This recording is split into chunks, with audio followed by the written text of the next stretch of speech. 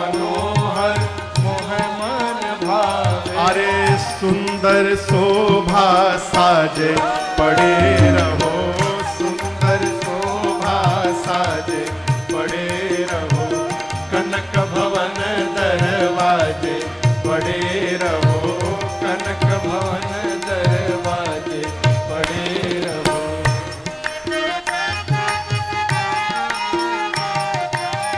आवत जात संत जन दर्शन, आवत जात संत जन दर्शन, दर्शन करत सजन मन हर्षन, दर्शन करत सजन मन हर्षन। अरे देखत कलिमल भाजे पड़े रहो, देखत कलिमल भाजे पड़े रहो, कनक भवन दरवाजे पड़े रहो, कनक भवन दरवाजे पड़े रहो।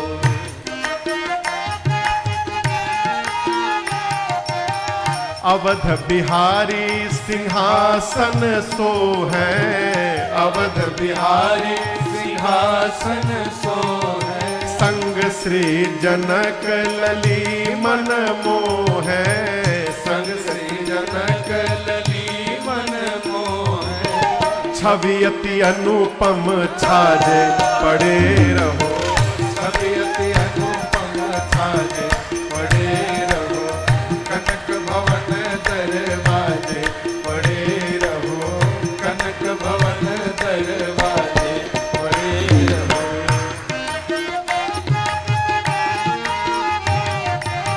श्री सिया राम रूप ही हारे, श्री सिया राम रूप ही हारे, लखी राजेश जाहि बलिहारे, लखी राजेश जाहि बलिहारी।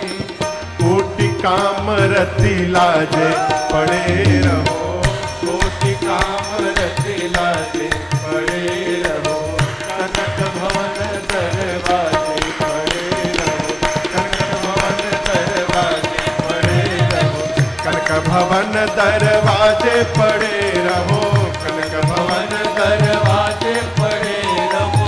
जहाँ सिया राम जी विराजे पड़े रहो, जहाँ सिया राम जी विराजे पड़े रहो, कनक भवन दरवाजे पड़े रहो, कनक भवन दरवाजे पड़े रहो, कनक भवन दरवाजे पड़े रहो।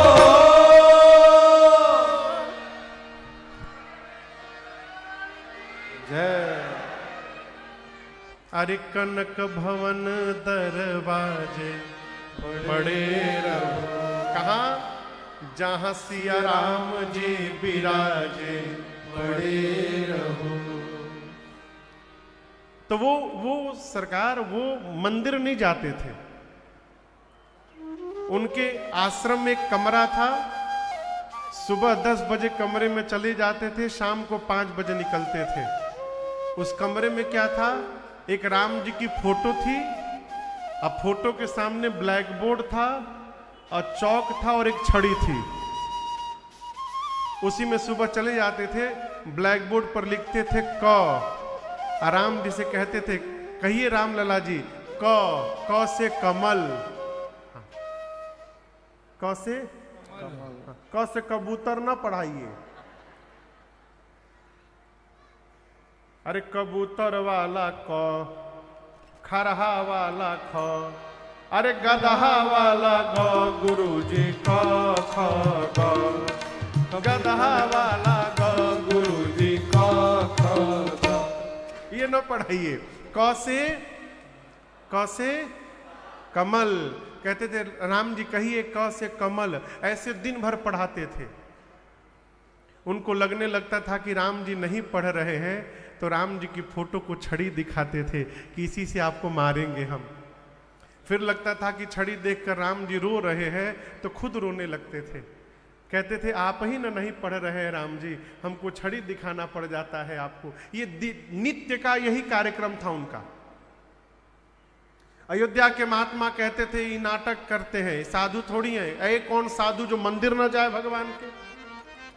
अब वो मंदिर क्यों नहीं जाते थे? कहते थे कि राम जी मेरे शिष्य हैं, वहां मेरी बहू जी के साथ राम जी राज सिंहासन पर बैठे हैं, गुरु जी के सामने राम जी को सिंहासन पर बैठने में संकोच न हो जाए, इसलिए मैं मंदिर में नहीं जाता हूं, मेरे राघव जी को संकोच न हो जाए।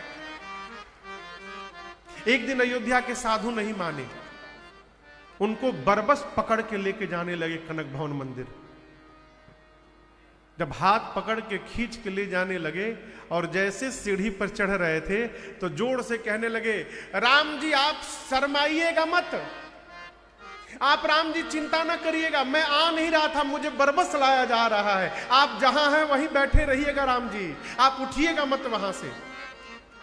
और कहते हैं जैसे मंदिर में प्रवेश किए, कनक भवन सरकार के सिर पर जो मुकुट था वो मुकुट अपने आप नीचे गिर गया और किशोरी मैया का मुख उनके आंचल से अपने आप ढक गया, अपने आप। जब लोगों ने ये दृश्य देखा तो सारे लोग कांपने लगे और उनके पांव में पड़कर उनसे क्षमा याचना किया कि हम आपको पहचान नहीं पाए थे। ये संबंध का भाव है। भगवान तो कुछ भी बनने को तैयार है, बेटा बनाई लो, भाई बना लो, सखा बना लो, संबंध बनाइए, ये पता चले कि हम भगवान के हैं। हमारे महाराज से गीत गाते हैं, मैंने आज तक उस गीत को नहीं गाया, यहां भी नहीं गाऊंगा, शेष राम जी आज तक नहीं गाया तो आज कैसे गा दूंगा? उस गीत को गाने की पात्रता नहीं है मेरे भीतर, उस गीत को गाने की अभी पात्रता हुई नहीं है, कैसे गा दूंगा? एक एक लाइन केवल गाता हूं।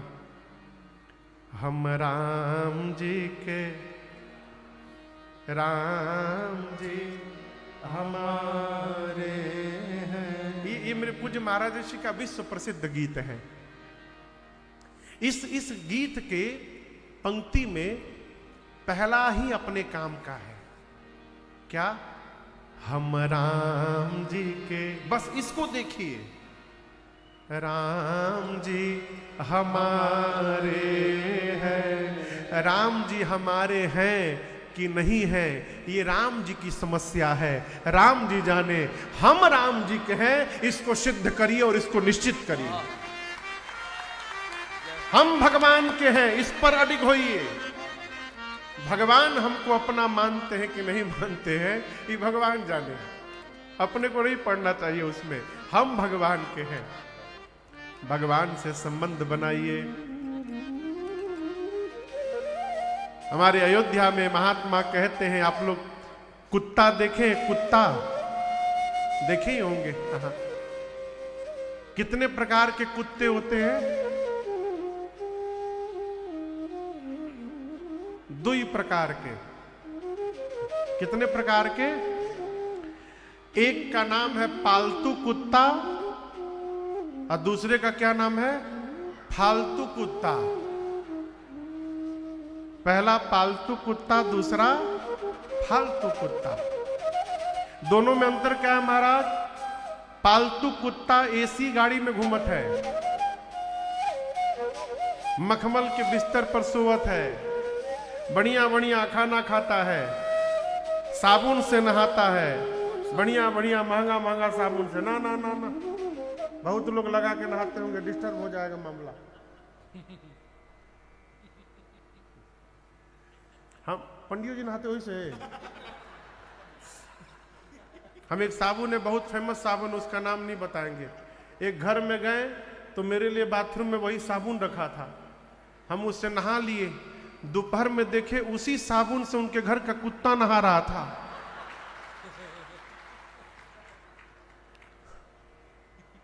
हम उसके बाद अपन साबुन लेके चलने लगे।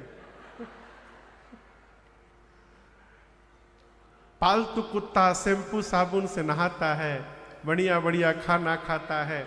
अब फालतू कुत्ता जहां जाता है डंडा खाता है, केवल डंडा खाता है। एक जगह भोज चल रहा था, भोज होता है ना, भोज चल रहा था तो 3 कुत्ते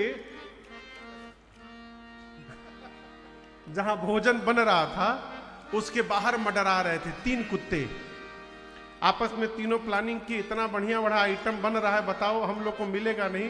पहला बोला मुझे ट्राई करने दो।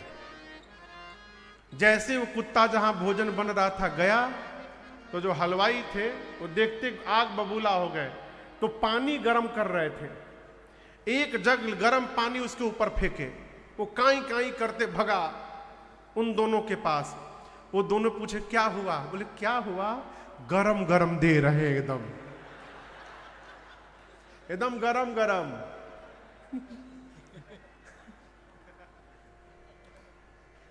अब ये दोनों सोचे बताओ ये तो खा के चला आया, हम पीछे रह गए।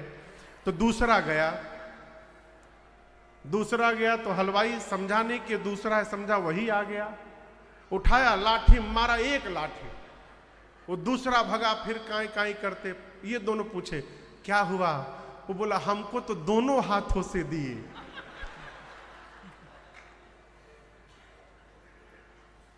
अब तीसरा परेशान कि ये दोनों खा लिए, हम रह गए। तीसरा गया, तीसरे को देखते हलवाई आग बबूला हुआ, उसको पकड़ा और एक कमरे में बंद करके बड़ी सेवा की। 1.5 घंटे बंद रखा। ये दोनों परेशान, अब तक आया नहीं वो।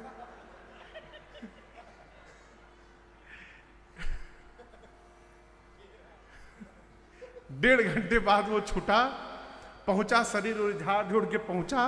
वो दोनों पूछे क्या हुआ क्या हुआ? बोले अरे हमको तो आने ही नहीं दे रहे थे।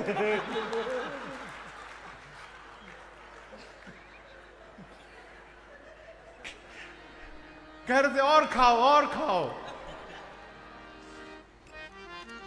तो पालतू कुत्ता जाता है, बढ़िया बढ़िया सामान खाता है, फालतू कुत्ता डंडा खाता है ना। अब जब दोनों कुत्ते हैं तो इतना भेदभाव क्यों है? कभी सोचा है? एक अंतर है क्या? जो पालतू कुत्ता है उसके गले में एक पट्टा लगा रहता है, निकला हो सब अझुरा गया है एकदम। देखिए कह रहे निकल। हाँ ये देख रहे हैं, ये क्या है? ये क्या है? ये पट्टा है। पालतू कुत्ते के गले में पट्टा रहता है, फालतू कुत्ते के गले में कोई पट्टा नहीं रहता है। जिस दिन ये भगवान का पट्टा हम धारण कर लेंगे, हम भी फालतू से भगवान के पालतू बन जाएंगे।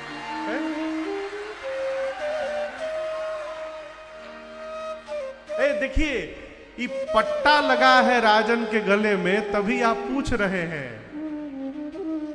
नहीं तो हमरे जैसे कई राजन घूम रहे हैं वो है? कोई पूछत उछत नहीं है। पट्टा लगाइए, पट्टा, फालतू से पालतू बनिए। मुझे कौन पूछता था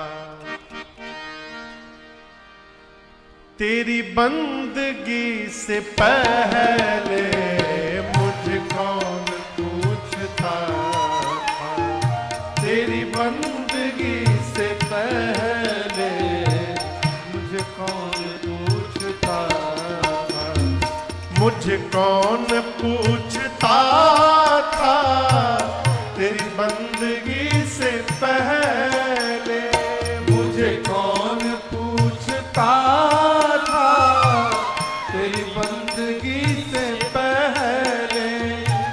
मैं खुद को ढूंढता था, मैं खुद को ढूंढता था तेरी बंदगी से पहले, मैं खुद को ढूंढता था तेरी बंदगी से पहले, मुझे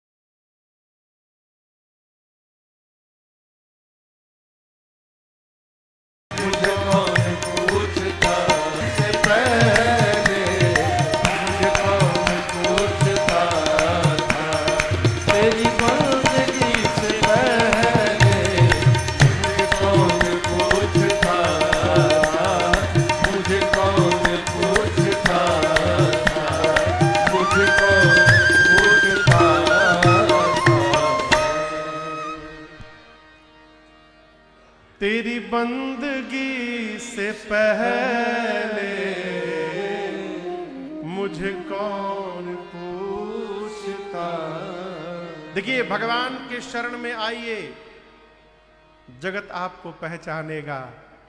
संसार में भटकिएगा तो भटके रह जाइएगा। कई लोग कहते हैं कि लोग हमको समझ नहीं पा रहे हैं। लोग समझ इसलिए नहीं पा रहे हैं कि आप गलत जगह पे खड़े हैं। अच्छा, पानी आप लोग पीते हैं ना? हाँ,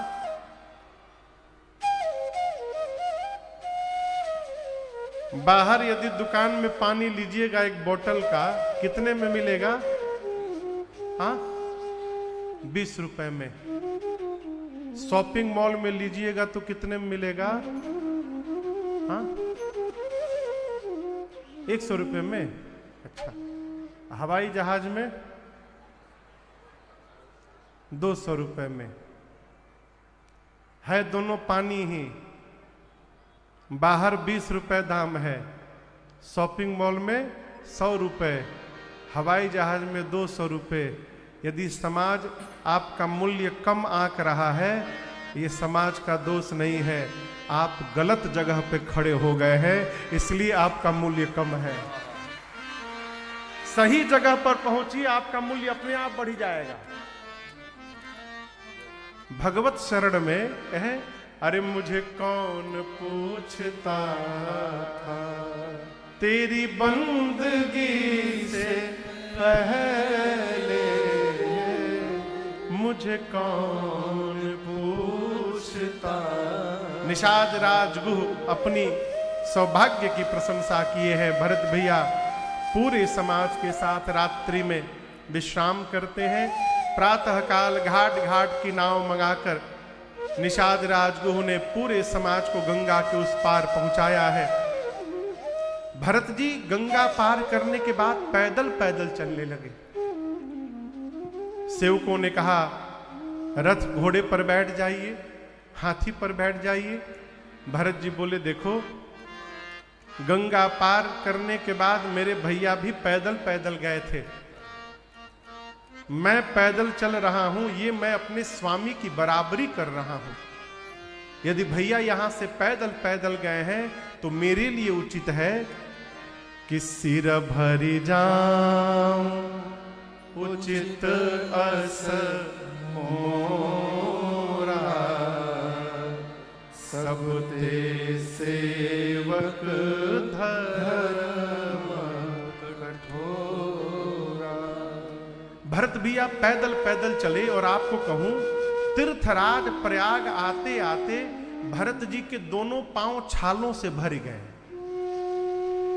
गोस्वामी जी कहते हैं, झलका झलकत पायन कैसे, पांव में छाले कैसे चमक रहे हैं, जैसे प्रातः काल पंकज के कमल के पंखुड़ियों पर ओस की बूंदें चमकती हैं। पंकज कोश ओश कण जैसे। परंतु उसी परिस्थिति में भरत जी पूरे अवधवासियों की सूचना लिए गुरु जी ने भरत जी को त्रिवेणी जी के संगम पर ले गए। त्रिवेणी जी समझते हैं ना, तीर्थराज प्रयाग में संगम है। कौन कौन सी नदी है वहां पर? गंगा, यमुना, और दिखाई कितनी देती हैं? 2। कौन कौन? गंगा और यमुना। सरस्वती दिखाई नहीं देती, लेकिन हैं। कभी बद्रीनारायण आप जाइएगा, बद्रीनारायण, वहां सरस्वती मैया है नदी। तो कहते हैं वहां वेद व्यास जी रचना कर रहे थे, तो मां सरस्वती की धार इतनी तेज थी और इतनी गर्जना थी कि वो ध्यान केंद्रित नहीं कर पा रहे थे। तो उन्होंने मां से प्रार्थना किया कि मां आप शांत होइए। तो सरस्वती मैया वहीं नीचे गई। नीचे जाते दिख तो रही हैं, लेकिन कहां निकली हैं ये पता नहीं चल पाया आज तक। तो ऐसी मान्यता है कि वहां जो नीचे गई हैं, वहां नीचे जाने के बाद तीर्थराज प्रयाग में गंगा यमुना जी के मध्य में नीचे नीचे प्रकट हो गई हैं। इसलिए गंगा यमुना सरस्वती का संगम कहा जाता है। गुरुदेव भगवान भरत जी को संगम पर ले गए। कहे भरत जी जाइए स्नान करिए, लेकिन आपको बताऊं भरत जी उतर नहीं रहे हैं। गुरु जी बोले क्या हुआ भरत जी? भरत जी बोले गुरुदेव इस संगम में बीच में सरस्वती हैं, और ये वही सरस्वती हैं जिन्होंने आकर मति पलट दिया था और मेरे घर में उत्पात हो गए। मुझे भय लग रहा है कहीं मैं नहाने जाऊं और कहीं सरस्वती मेरी मति पलट कर मुझे राम विरोधी न बना दे, इसलिए मैं नहीं जा रहा हूं नीचे। गुरु जी हाथ पकड़ के भरत भैया को ले गए, स्नान कराए, पिताजी के निमित्त तीर्थ में जो व्यवहार करना चाहिए था भरत भैया ने पूर्ण किया। और उसके बाद दर्शन करिए, गुरु जी से अनुमति लेकर भरत जी थोड़े आगे जाके अकेले में खड़े हो गए। कहां खड़े हो गए? थोड़ा आगे दूर जाकर अकेले में। और तीर्थराज प्रयाग से भरत जी बोले, हे तीर्थराज प्रयाग, मैं जिस घर से आया हूं रघुवंश से, मेरे घर में मांगने की प्रथा नहीं है, मेरे घर में देने की प्रथा है? मैं क्षत्रिय हूं, क्षत्रिय का धर्म मांगना नहीं होता है, मांगना ब्राह्मण का धर्म है, क्षत्रिय का धर्म देना है। लेकिन हे तीर्थराज प्रयाग, एक बात मुझे आज पता चला है, जीवन में यदि विपत्ति आ जाए ना तो मनुष्य कैसा भी कुकर्म करने को तैयार हो जाता है। आरत काहन करई कुकर्मु। इसलिए मैं आज अपने कुल के धर्म का त्याग करके, हे तीर्थराज प्रयाग, मैं आपसे भीख मांगने के लिए खड़ा हुआ हूं। मैं जो मांगूंगा आप मुझे देंगे ना? भरत भैया की शब्दावली सुनकर तीर्थराज प्रयाग बोल पड़े, बोले हे भरतलाल जी, मांगिए क्या चाहिए? मेरे पास चारों पदार्थ है, धर्म भी है, अर्थ भी है, काम भी है, मोक्ष भी है। आप जो मांगिएगा मैं आपको दे सकता हूं, मांगिए क्या चाहिए? भरत जी बोले क्या क्या है? बोले अर्थ धर्म काम मोक्ष सब है भरत जी, मांगिए ना। भरत जी बोले पहले ये सुन लीजिए, मैं यहां अर्थ लेने नहीं आया हूं, अर्थ तो मुझे मिल ही रहा था। इसी अर्थ ने भरत के घर में अनर्थ कर दिया है, इसलिए मैं आपसे अर्थ मांगने के लिए यहां पर नहीं आया हूं। धर्म भरत के जीवन का एकमात्र धर्म है कि अपने जीवन के अंतिम श्वास तक अपने भैया की आज्ञा का पालन करते रहना है। इसके अलावा मेरे लिए दूसरा कोई धर्म नहीं है, धर्म नहीं चाहिए। काम, काम समझते हैं ना? कामना, कामना तो उसकी होती है जो रिक्त होता है। अच्छा आप बताओ, ये संभव है कि कोई कुएं के पास जाके न भरे? हो सकता है। तालाब के पास जाके न भरे, यह भी हो सकता है कि नदी के पास भी जाकर न भरे। लेकिन यह संभव है क्या कोई समुद्र के पास जाकर न भर पाए हो?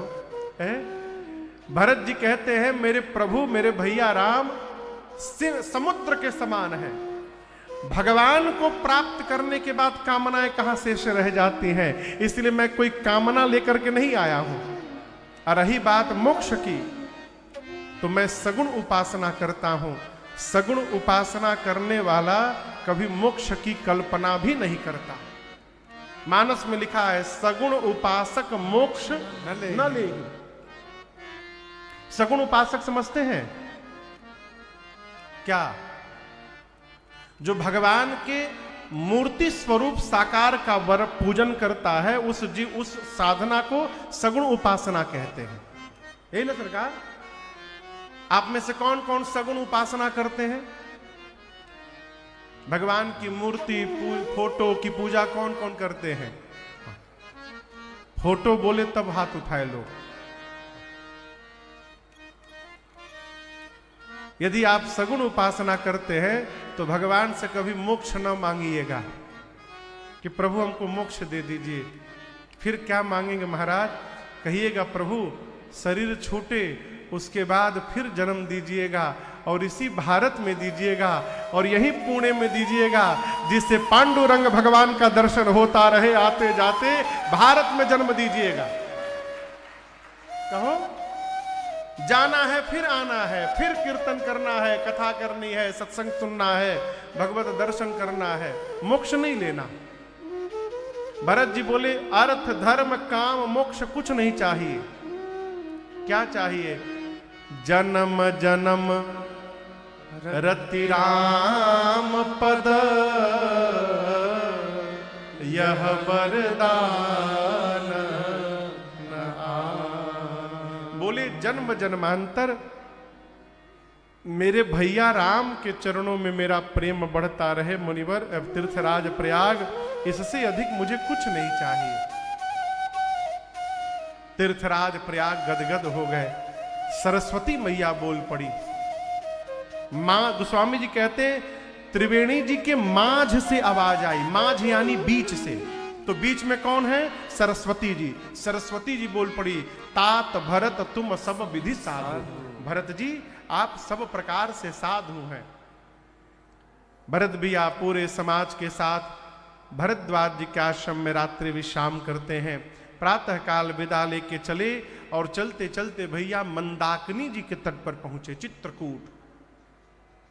इधर राम जी सवेरे जगे चित्रकूट में, तो सीता मैया ने कहा प्रभु मैंने स्वप्न देखा है भोर बेला में भरत जी आए हैं, पूरी समाज के साथ माताएं आई हैं।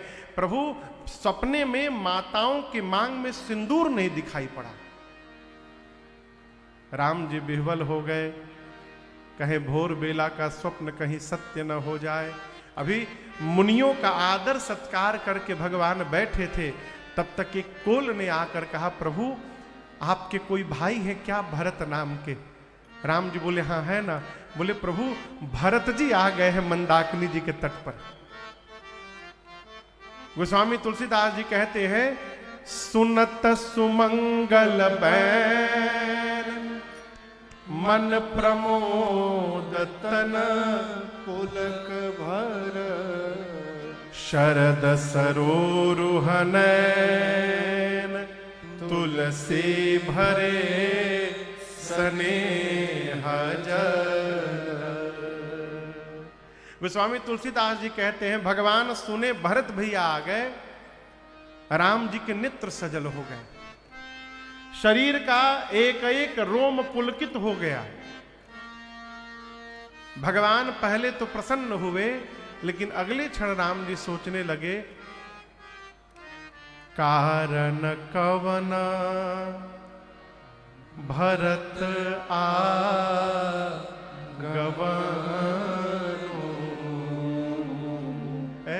राम जी क्या सोचने लगे भरत जी यहां क्यों आ गए? अब यहां दर्शन करिए। राम जी का ये सोचने के पीछे कारण ये है कि राम जी ने आज तक जीवन में भरत भैया को कभी ना नहीं कहा है। राम जी सोचते हैं यदि भरत जी आ करके कह दे कि भैया वापस चलिए तो मैं भाई को कहूंगा क्या? राम जी यही मन में विचार कर रहे हैं। सो सुनी राम ही भाति सोचू इत पितु बच इत बंधु सखो। मैं पिताजी के वचन का पालन करूंगा कि भाई के प्रेम का निर्वाह करूंगा, मैं करूंगा क्या? और यहां एक निवेदन करूं, मेरे महाराज श्री कहते हैं बाबू जीवन में जब व्यवहार करने में कठिनाई आने लगे तो स्वभाव का चिंतन करना चाहिए। जिसके साथ बहुत दूर तक चलना है उसके स्वभाव का चिंतन करना चाहिए। क्यों? एक बार स्वभाव यदि समझ में आ जाए फिर जीवन भर व्यवहार करने में कठिनाई नहीं होती है। राम जी ने भरत भैया के स्वभाव का चिंतन किया, और जैसे स्वभाव का चिंतन किया भगवान प्रसन्न हो गए। मन में सोचे मैं व्यर्थ में चिंता कर रहा हूं, मेरे भरत जी का तो स्वभाव है वो मेरे कहने में रहते हैं। भरत कहे महू साधु सयाने, मेरे भरत सज्जन हैं, सयाने हैं, मेरे कहने में रहते हैं। कल भी भरत वही करेंगे जो उनके भैया राम कहेंगे, कोई बात नहीं, आने दिया जाए। राम जी मन में प्रसन्न हो गए, लेकिन थोड़ी देर पहले राम जी के मुख पर जो चिंता की रेखा थी, उस रेखा को देखकर लक्ष्मण जी आवेश में आ गए, निकाल लिए धनुष, बाण चढ़ा दिए, खींच लिए बाण, बोले मार दूंगा। राम जी बोले किसको मार दोगे? बोले भरत शत्रुघ्न को मार दूंगा। आपको एक अकेला जानकर वन में सेना लेकर चले आए युद्ध करने के लिए। लगता है भैया अयोध्या की सत्ता प्राप्त होने के बाद भरत को अभिमान हो गया है, मत हो गया। इतना गरजे लक्ष्मण जी आकाशवाणी भई। आकाशवाणी ने प्रशंसा की और उसके बाद धीरे से कहा, लक्ष्मण जी,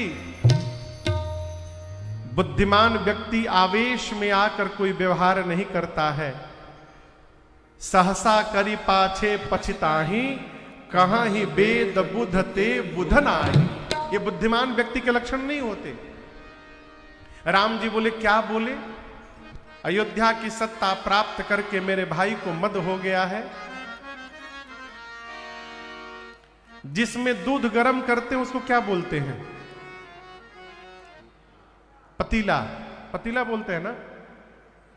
पतीले में दूध रखा हो, सिरका जानते हैं? सिरका आप लोग, सिरका को अंग्रेजी में क्या बोलते हैं? विनेगर बोलते हैं ना। हाँ, यदि पतीले के दूध में विनेगर का 2 बूंद पड़ जाए सिरके का, क्या होगा? दूध क्या होगा? फट जाएगा। अच्छा आप बताओ, वही सिरके का 2 बूंद दूध के समुद्र में पड़ जाएगा तो क्या होगा? कहिए, दूध का समुद्र फट जाएगा। कहिए, 2 बूंद नहीं 10 लीटर पड़ी जाए, 100 लीटर पड़ी जाए, लेकिन उसके बाद भी समुद्र फटने वाला नहीं है। राम जी कहते हैं, लक्ष्मण, जिस प्रकार सिरके के बूंद से समुद्र नहीं फट सकता दूध का, उसी प्रकार ये अयोध्या कौन सी सत्ता है? मेरे भाई भरत को ब्रह्मा विष्णु महेश की भी सत्ता प्राप्त हो जाए, उसके बाद भी मेरे भरत को अभिमान होने वाला नहीं है। ये मेरा विश्वास है। भरत भैया को भी, लक्ष्मण भैया को भी ग्लानि हुई अपने ऊपर कि मैंने भरत भैया में दोष का दर्शन कर लिया। इधर प्रातः काल भरत भैया, शत्रुघ्न भैया, गुरुदेव भगवान एवं माताओं से विदा लेकर निषाद राजगुह के साथ राम जी से मिलने के लिए गए। निषाद राजगुह अगुवाई करके लेके जा रहे हैं और राम जी के आश्रम के बाहर, कुटिया के बाहर ले जाके खड़े होकर भरत जी को बोले, भरत जी देखिए वो आपके भैया उस बरगद के वृक्ष के चबूतरे पर बैठे हुए हैं। आपको बताऊं, आश्रम के भीतर एक विशाल बट वृक्ष था, बरगद का वृक्ष, और उस वृक्ष के नीचे चबूतरा था। चबूतरा समझते हैं ना, गोल बना रहता है। उसी चबूतरे पर राम जी और सीता मैया बैठे थे। नीचे लक्ष्मण जी बैठे हैं ऐसे हाथ करके। राम जी ने कुछ प्रश्न पूछा था और लक्ष्मण भैया उस प्रश्न का उत्तर दे रहे थे। आश्रम के द्वार से यह दृश्य दिखाई दे रहा है। निषाद राजगुरु ने भरत जी से कहा कि वो भैया बैठे, भीतर जाइए। भरत जी बोले मैं भीतर नहीं जा सकता। और उसी द्वार पर खड़े होकर भरत जी अपने दोनों हाथों को ऊपर करके, और जैसे लाठी खड़े खड़े गिर जाए धरती पर, भरत भैया खड़े खड़े गिर पड़े।